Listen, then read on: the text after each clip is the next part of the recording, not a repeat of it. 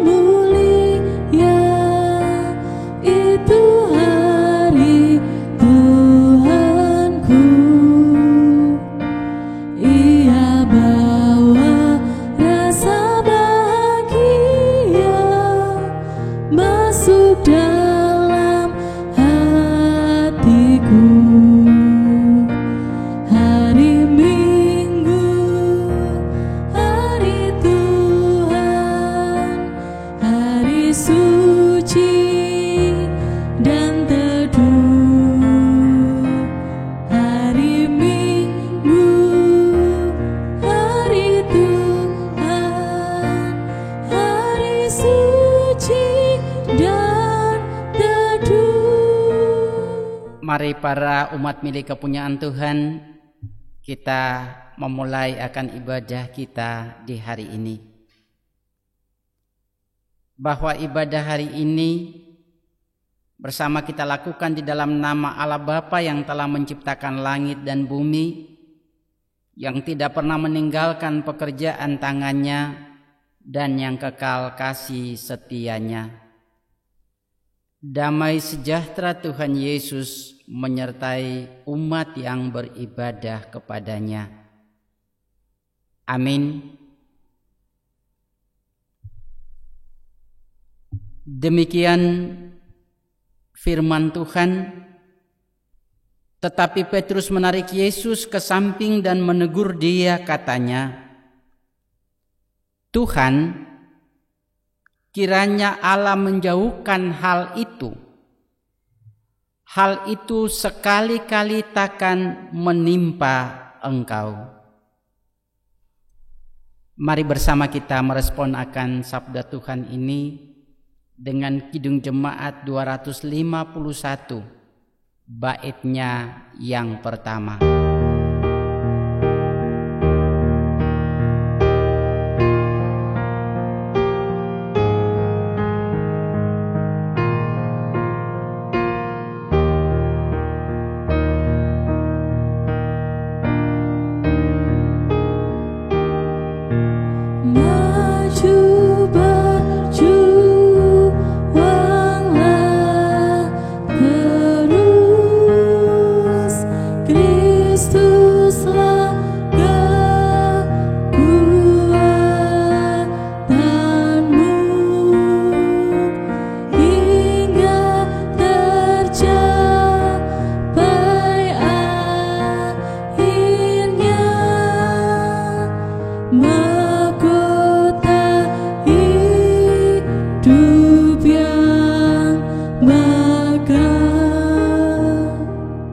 Jemaat disilakan duduk. Bahagian firman Tuhan yang menghantar kita untuk merenungkan, menyesali dan mengakui akan dosa-dosa kita. Demikian firman Tuhan bagi kita. Jika demikian, apakah yang hendak kita katakan?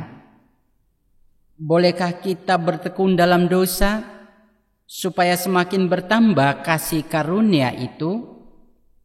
Sekali-kali tidak.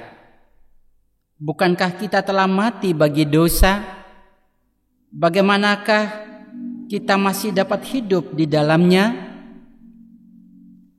Atau tidak tahukah kamu bahwa kita semua yang telah dibaptis dalam Kristus telah dibaptis dalam kematiannya.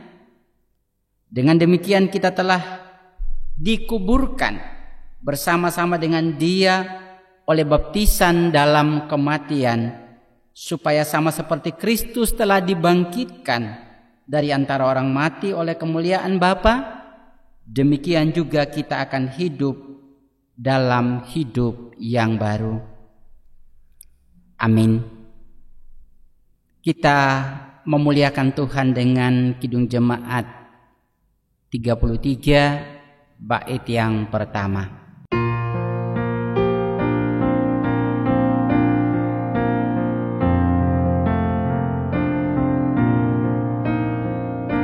Suara buku dengar memanggil diriku supaya ku di Golgota dibasuh darah-Mu.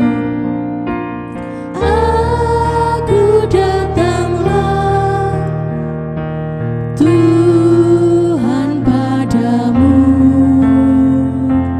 dalam darah-Mu kudus sucikan diriku. Kekasih Tuhan, mari kita berdoa.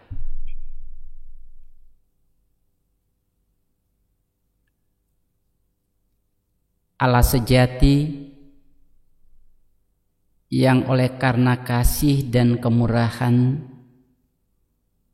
berkenan datang melalui peristiwa kematian dan kebangkitan,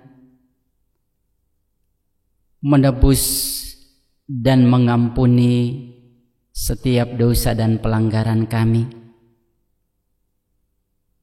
sehingga pengampunan itu adalah wujud kasih karunia yang nyata dalam kehidupan kami, adalah anugerah pemberian secara cuma-cuma. Kami bahagia dan kami bersuka cita menyambut anugerah itu. Namun dalam realitas kehidupan selanjutnya, terkadang kami mengingkari hidup sebagai anak-anak Tuhan yang telah ditebus dan diperbaharui. Hidup kami terkadang jatuh ke dalam dosa dan berbagai-bagai pelanggaran. Itulah sebabnya kami datang di hadapan Tuhan dalam kerendahan hati. Kami sujud dan memohon belas kasihan. Berkenanlah Bapa mengampuni kami, karena hanya ampunan-Mu lah yang membawa ketentraman dan kedamaian, memberikan sukacita dan kekuatan untuk menjalani hidup yang baru sebagai milik kepunyaan Tuhan. Demi Kristus Yesus, kami percaya akan karya anugerah-Mu dalam hidup kami. Amin. Para milik kepunyaan Tuhan,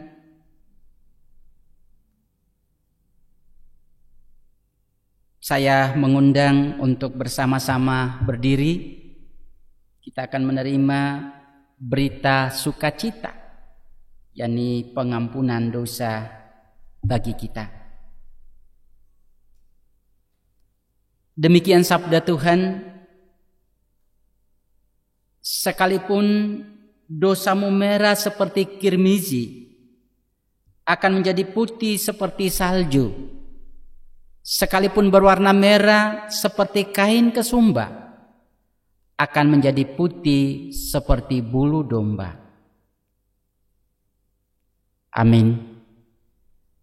Kita merespon akan berita sukacita berita pengampunan ini dengan Kidung Jemaat 46 bait yang kedua.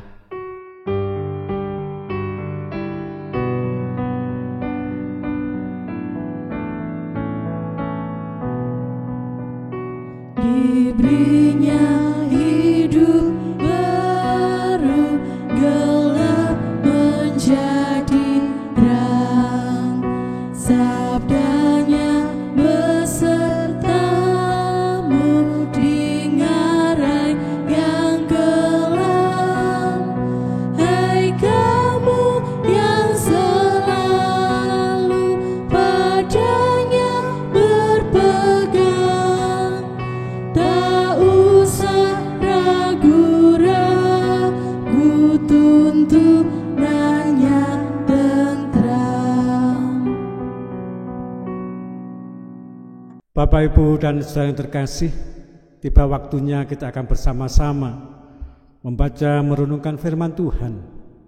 Namun sebelum kita bersama-sama membaca, merenungkan, dan mengerti akan maksud kehendak Tuhan, mari kita persiapkan diri kita bersama-sama berdoa. Dengan mengucap syukur kehadirat-Mu Tuhan, Engkau telah berkati kami pada saat ini boleh bersekutu dan berkumpul karena kesetiaan kami kepadamu Tuhan di dalam ibadah minggu. Dan pada saat ini pula kami akan bersama-sama membaca, merenungkan, bahkan juga akan menggali maksud Tuhan, sehingga kehidupan kami semakin Engkau perbaharui Tuhan. Namun kami juga akui dengan segala kelemahan dan kebodohan kami. Oleh karena itu Tuhan, Engkau berikan kami roh hikmat dan kebenaran yang berasal dari Tuhan Allah, sehingga apa yang Engkau maksudkan di dalam firman Tuhan boleh kami mengerti dan kami laksanakan dalam kehidupan kami sehari-hari. Terima kasih Tuhan, kiranya penyertaan-Mu boleh kami terima pada pagi hari ini. Amin. Renungan firman Tuhan terambil dari kitab Matius 16 ayat 21 sampai 28, yang demikian firman Tuhan. Pemberitahuan pertama tentang penderitaan Yesus dan syarat-syarat mengikut Dia. Sejak waktu itu Yesus mulai menyatakan kepada murid-muridnya bahwa Ia harus pergi ke Yerusalem dan menanggung banyak penderitaan dari pihak tua-tua, imam-imam kepala, dan ahli-ahli Taurat, lalu dibunuh dan dibangkitkan pada hari ketiga. Tetapi Petrus menarik Yesus ke samping dan menegur Dia. Katanya, "Tuhan, kiranya Allah menjauhkan hal itu. Hal itu sekali-sekali takkan menimpa Engkau." Maka Yesus berpaling dan berkata kepada Petrus, "Enyahlah iblis, engkau suatu batu sandungan bagiku, sebab engkau bukan memikirkan apa yang dipikirkan Allah, melainkan apa yang dipikirkan manusia." Lalu Yesus berkata kepada murid-muridnya, "Setiap orang yang mau mengikut Aku, ia harus menyangkal dirinya, memikul salibnya dan mengikut Aku. Karena barang siapa mau menyelamatkan nyawanya, ia akan menghilangkan nyawanya. Tetapi barang siapa kehilangan nyawanya karena Aku, ia akan memperolehnya." Apa gunanya seorang memperoleh seluruh dunia tetapi kehilangan nyawanya? Dan apakah yang dapat diberikannya sebagai ganti nyawanya? Sebab anak manusia akan datang dalam kemuliaan Bapanya, diiringi malaikat-malaikatnya. Pada waktu itu ia akan membalas setiap orang menurut perbuatannya. Aku berkata kepadamu, sesungguhnya di antara orang yang hadir di sini ada yang tidak akan mati sebelum mereka melihat Anak Manusia datang sebagai Raja dalam kerajaannya. Amin. Mari kita bersama-sama masuk di dalam pujian dari Kidung Jemaat 49. Kita pujikan ayat yang pertama.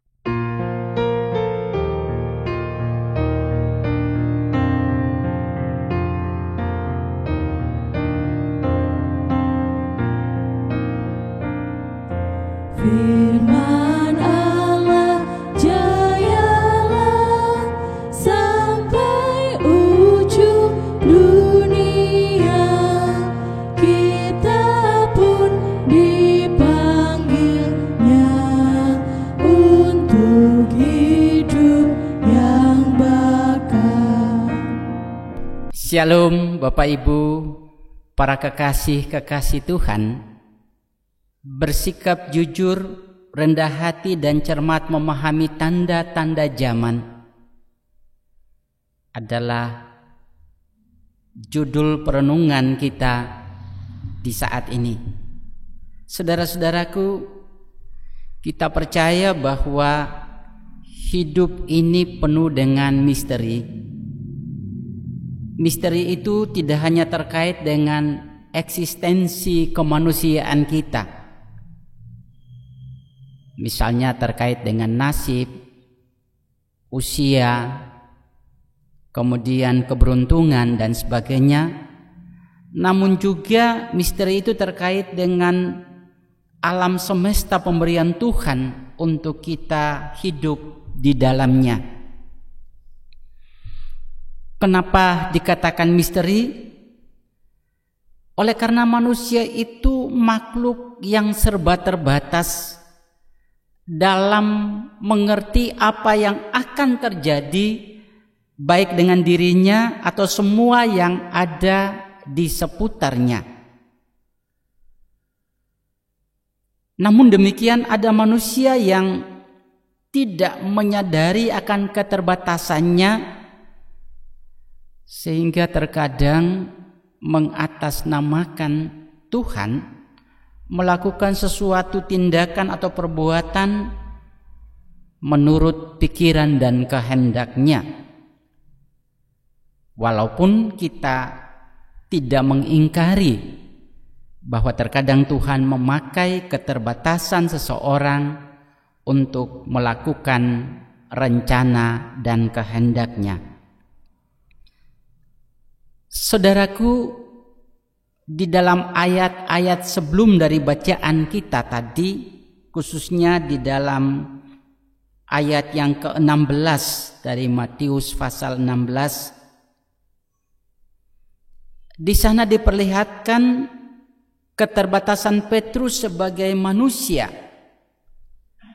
namun dipakai Tuhan untuk menjawab sebuah jawaban yang sangat prinsip dari pertanyaan Tuhan Yesus tentang siapa Dia. Petrus menjawab secara tepat bahwa engkau adalah Mesias, anak Allah yang hidup. Namun selang beberapa waktu kemudian, juga dalam keterbatasannya sebagai manusia, Petrus berlagak menegur Tuhan Yesus. Tuhan, kiranya Allah menjauhkan hal itu. Hal itu sekali-kali takkan menimpa engkau. Kekasih Tuhan, pernyataan pertama, engkau adalah Mesias, anak Allah yang hidup, ini terlihat bahwa Tuhan memakai keterbatasan Petrus untuk memberikan jawaban yang sesuai dengan kehendak Allah supaya dipahami oleh murid-murid saat itu. Walaupun Petrus sendiri tidak menyadari jawaban yang disampaikan.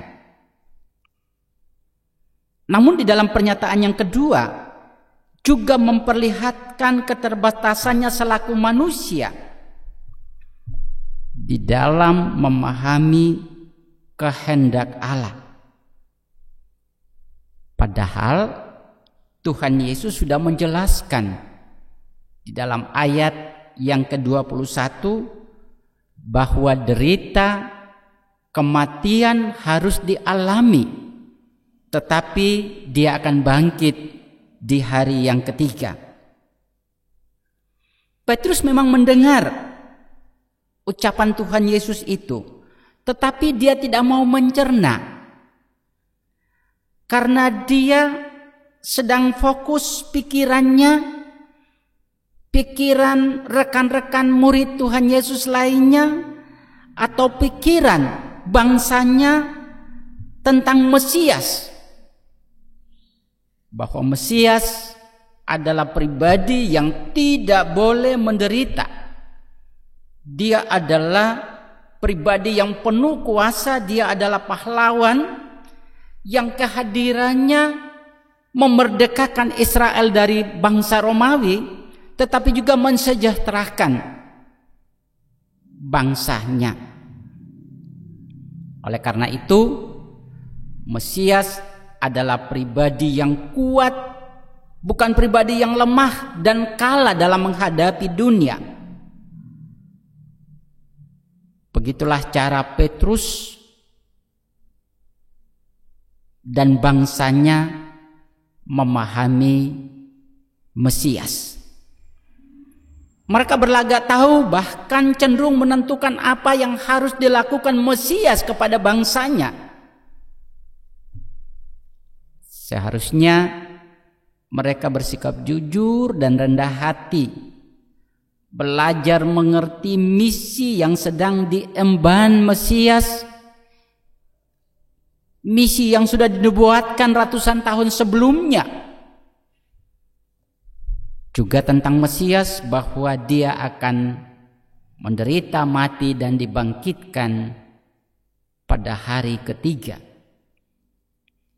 Saudaraku, memaksakan cara pandang yang salah tentang karya Mesias akibatnya berakhir dengan penolakan dan penyaliban Tuhan Yesus. Sekalipun kita akui bahwa penyaliban itu bukan mutlak kemauan orang-orang Yahudi, tapi bahagian dari skenario Allah untuk menyelamatkan manusia. Kekasih-kekasih Tuhan, dalam bacaan kita hari ini memperlihatkan Tuhan Yesus sangat marah kepada Petrus karena dia atau Petrus menyangka cara berpikir dirinya dan bangsanya yang benar, sehingga perkataan Tuhan Yesus tentang penderitaan dan kematiannya itu patut diluruskan.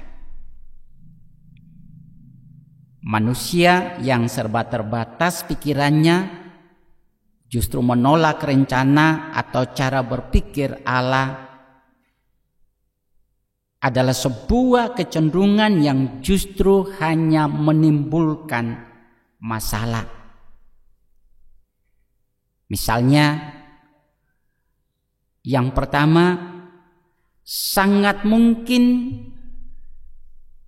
pendapat pribadi dan atau kelompok tertentu diklaim sebagai kehendak Allah yang kemudian harus diterima oleh semua pihak, sekalipun berbeda dengan mereka. Sangat mungkin atas nama Allah mereka membenci atau tidak suka kepada orang atau kelompok lain. Padahal bukankah Allah itu baik kepada semua ciptaannya? Catatan kedua, ketika orang membenarkan pikirannya sebagai pikiran Allah, maka tentu secara diam-diam muncul persaingan tentang Allah manakah yang benar, Allah manakah yang berkuasa. Dan bila itu terjadi, maka sesungguhnya yang dipertanyakan adalah bukan siapakah Allah yang maha tinggi, tetapi sedang berorientasi pada Allah bentukan pikiran manusia. Cara berpikir demikian sesungguhnya mengecewakan manusia sendiri. Umpamanya, umumnya orang berpikir bahwa jika dekat dengan Tuhan, jika terus berdoa dan memohon, maka akan terjadi bahwa pekerjaannya lancar dan berhasil. Itu rata-rata pikiran manusia umumnya. Namun dalam kenyataannya justru terlihat lebih sukar dan banyak kendala yang dihadapi dibanding dengan orang yang cuek dan jauh dari Tuhan. Malah orang yang jauh dari Tuhan usahanya kelihatannya berhasil. Nah, dari contoh ini saudaraku sudah membuktikan bahwa sesungguhnya cara berada dan bekerja Allah itu tidak bisa ditentukan oleh cara berpikir manusia yang terbatas. Hal ketiga, kekasih Tuhan, bangsa Yahudi sebagai contoh telah melakukan sebuah kesalahan besar, bahwa mereka menolak Yesus sebagai Mesias hanya karena kehadiran dan karya Tuhan Yesus tidak sesuai dengan gambaran yang mereka miliki tentang Mesias. Kekasih Tuhan dari 3 hal di atas mau mengajarkan kepada manusia bahwa Allah itu berdaulat di atas segala ciptaannya. Allah itu bukan hasil ciptaan atau bentukan pikiran manusia yang kemudian bekerja menurut pikiran manusia. Namun Dia berkehendak bebas untuk mempertimbangkan dan menentukan apa saja yang mau dilakukan bagi seluruh ciptaannya. Oleh karena itu, sikap yang tepat adalah jujur dan rendah hati untuk mengakui bahwa Allah terlalu ajaib dan dahsyat untuk dipikirkan. Apalagi berpikir tentang rencana Allah atas hidup kita. Demikian pula hanya dengan sikap jujur dan rendah hati kita mencermati bahwa Allah selalu berbicara lewat semua peristiwa-peristiwa yang terjadi dalam kehidupan kita. Bahwa tak ada sesuatu peristiwa yang terjadi di luar rencana Allah, baik bagi manusia maupun alam semesta ciptaannya. Oleh karena itu, belajarlah untuk mengambil hikmah dari semua peristiwa. Sekali lagi, janganlah cenderung saling menyalahkan siapa penyebabnya, tetapi renungkanlah agar dapat mengerti apa yang mau Tuhan katakan melalui kejadian-kejadian yang terjadi, termasuk keberadaan virus corona sejak 2019 sampai sekarang. Virus itu ada, tentu bukan tanpa alasan. Amin. Para kekasih Tuhan, bersama kita akan masuk dalam saat teduh. Mari kita mulai.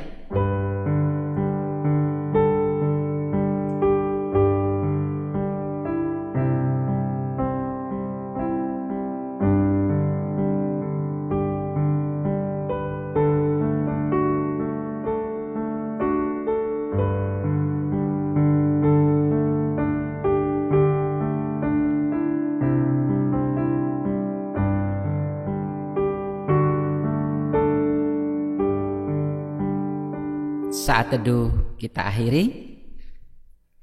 Jemaat kekasih Tuhan, saya mengundang untuk bersama berdiri. Bersama dengan semua orang percaya di segala abad dan tempat, kita akan memperbaharui akan pengakuan iman rasuli. Yang demikian, aku percaya kepada Allah Bapa yang Maha Kuasa, Khalik langit dan bumi, dan kepada Yesus Kristus, anaknya yang tunggal Tuhan kita, yang dikandung daripada Roh Kudus, lahir dari anak darah Maria, yang menderita di bawah pemerintahan Pontius Pilatus, disalibkan, mati dan dikuburkan, turun ke dalam kerajaan maut. Pada hari yang ketiga bangkit pula dari antara orang mati, naik ke surga, duduk di sebelah kanan Allah Bapa yang Maha Kuasa, dan akan datang dari sana untuk menghakimi orang yang hidup dan mati. Aku percaya kepada Roh Kudus, gereja yang kudus dan am, persekutuan orang kudus, pengampunan dosa, kebangkitan daging, dan hidup yang kekal. Amin. Jemaat disilakan duduk. Bapak Ibu, saudara-saudara yang dikasihi oleh Tuhan, pada saat pagi yang indah ini, Tuhan telah memberikan berkat sangat melimpah di dalam setiap kehidupan kita. Untuk itu, mari kita mengucapkan syukur pada Tuhan dengan persembahan. Namun kita dasari terlebih dahulu dengan kita mendengarkan firman Tuhan yang terdapat di dalam Mazmur 50 ayat yang ke-23. Demikianlah sabda firman Tuhan. Siapa yang persembahkan syukur sebagai korban, ia memuliakan aku. Siapa yang jujur jalannya, keselamatan yang dari Allah akan kuperlihatkan kepadanya. Bapak Ibu, saudara-saudara, mari kita membuka persembahan dengan diiringi pujian dari Kidung Jemaat nomor 286 ayat pertama dan yang kedua. Bumi dan langit pujilah.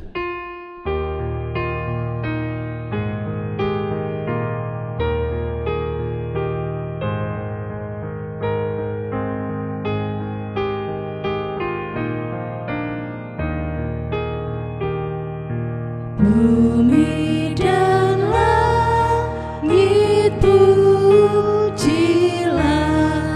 yang tinggi dan kudus, firman-Nya maha mulia, dan jalan-Nya tentu.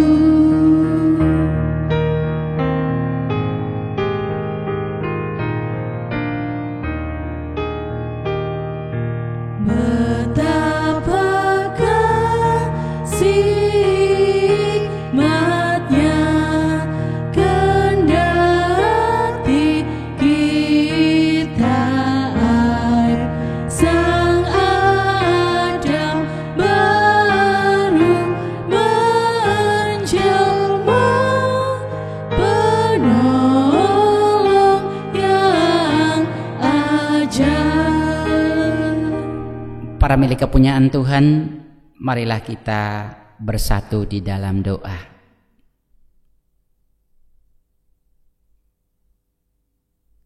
Kemuliaan, puji, puja, dan sembah kami haturkan kehadirat Bapa yang Maha Kudus,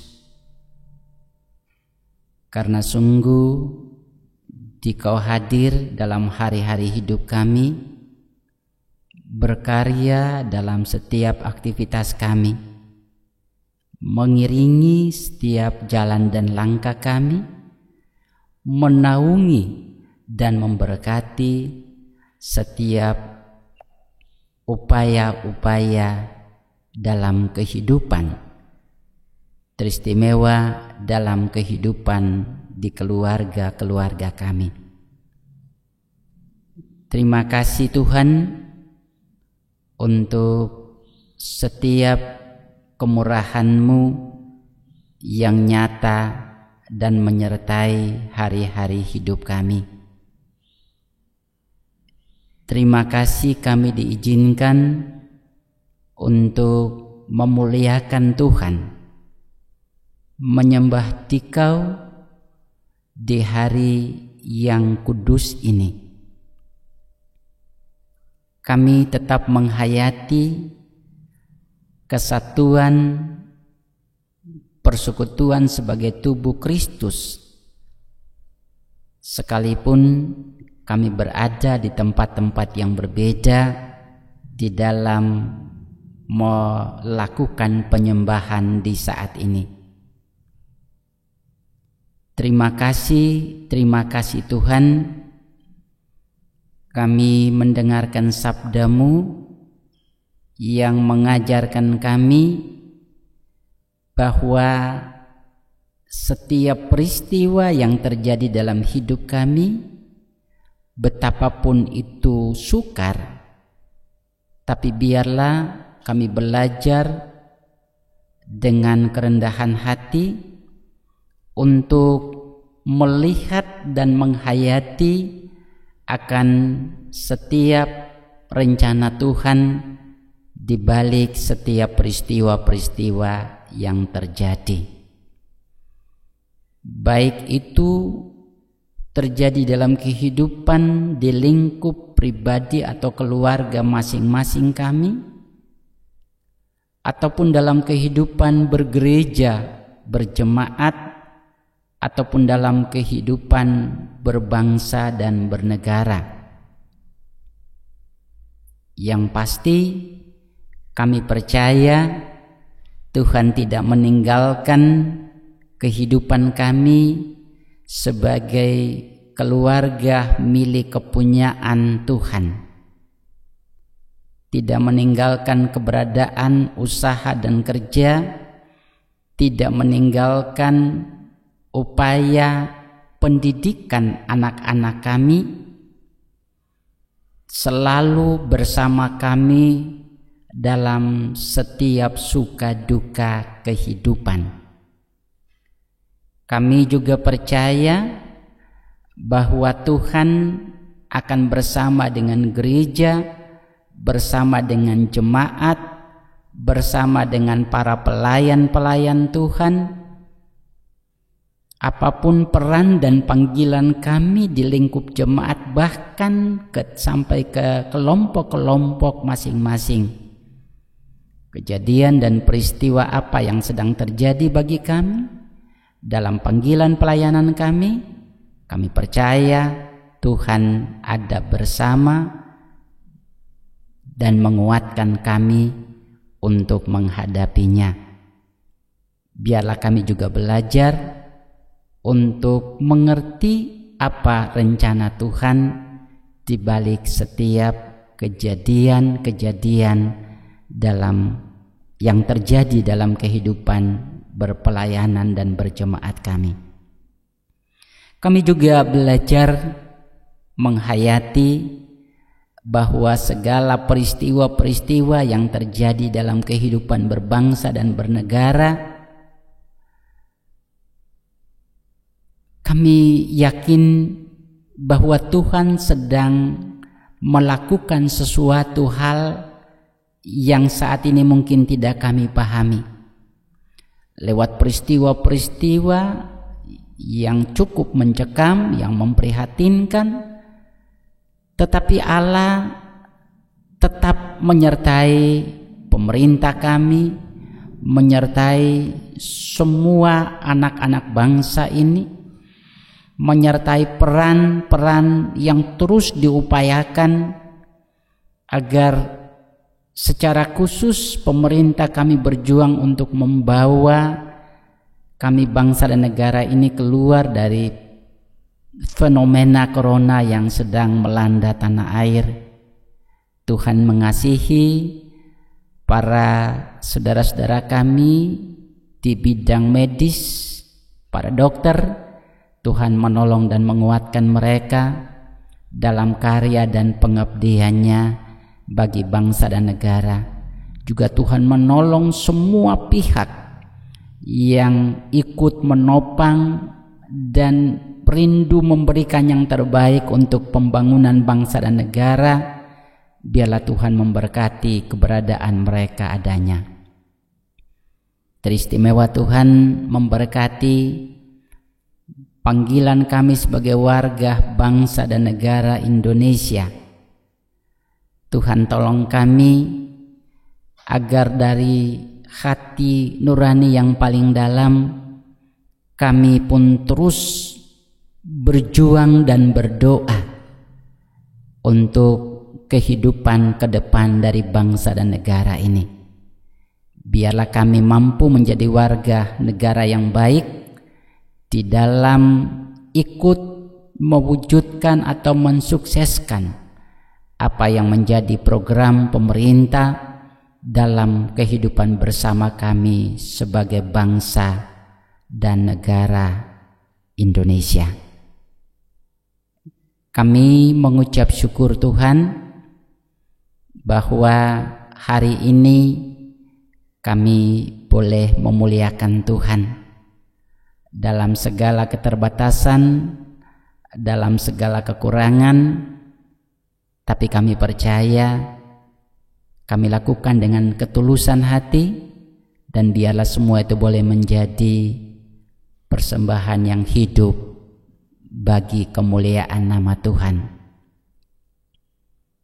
Tuhan berkenan bagi kami untuk menghaturkan persembahan-persembahan sekalipun amat sedikit, tapi Tuhan berkenan menerimanya, juga memberkatinya bersama dengan keberadaan penyerahan hidup masing-masing kami, sehingga biarlah semua dipakai sebagai alat bagi kemuliaan nama Tuhan. Begitu Tuhan doa dan permohonan kami untuk menjalani hidup di pekan yang akan datang.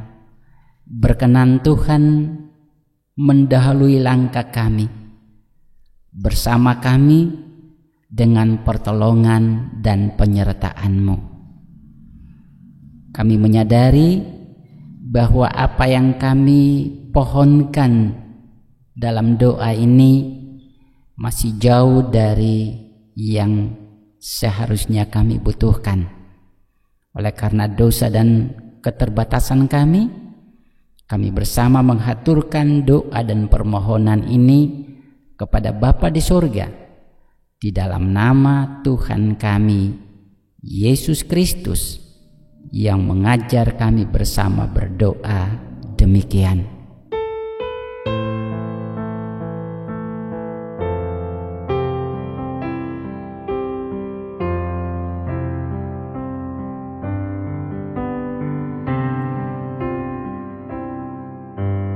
Bapa kami yang di surga, dikuduskanlah nama-Mu, datanglah kerajaan-Mu, jadilah kehendak-Mu di bumi seperti yang di surga.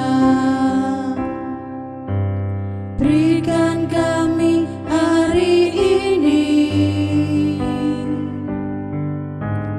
makanan yang secukupnya. Ampuni kesalahan kami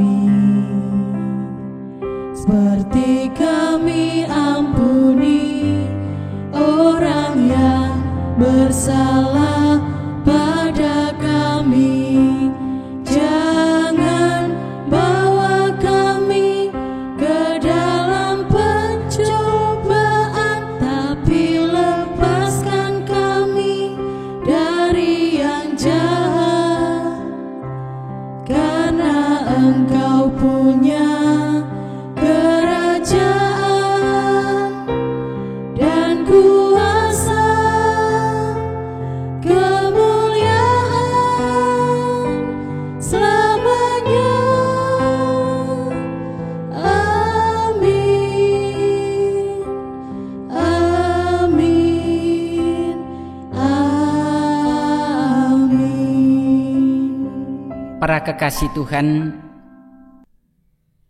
saya mengundang untuk bersama-sama berdiri. Saudaraku, apapun peristiwa sukar yang terjadi dalam kehidupan kita, itu pasti takkan mengecewakan apabila dengan jujur dan rendah hati kita mau mencari kehendak Allah di dalamnya. Karena bila hal itu terjadi, tentunya bukan tanpa rencana atas hidup kita selaku milik kepunyaannya. Di akhir ibadah ini kita bersama memuliakan Tuhan dengan Kidung Jemaat 422, bait yang pertama dan bait yang ketiga.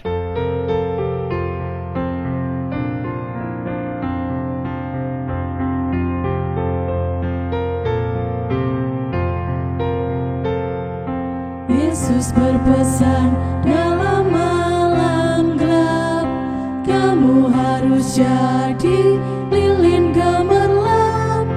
Anak masing-masing di sekitarnya, dalam dunia ini bersinarlah.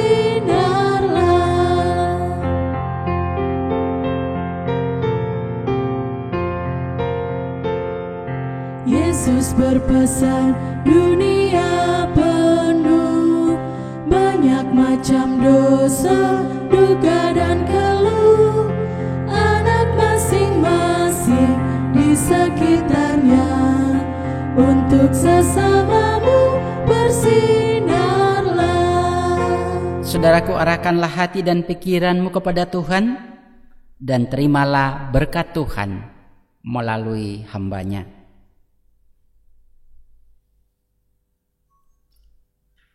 Allah sumber segala kasih karunia yang telah memanggil kamu dalam Kristus kepada kemuliaan-Nya yang kekal, akan melengkapi, meneguhkan, menguatkan dan mengokohkan kamu. Dialah yang punya kuasa sampai selama-lamanya. Amin.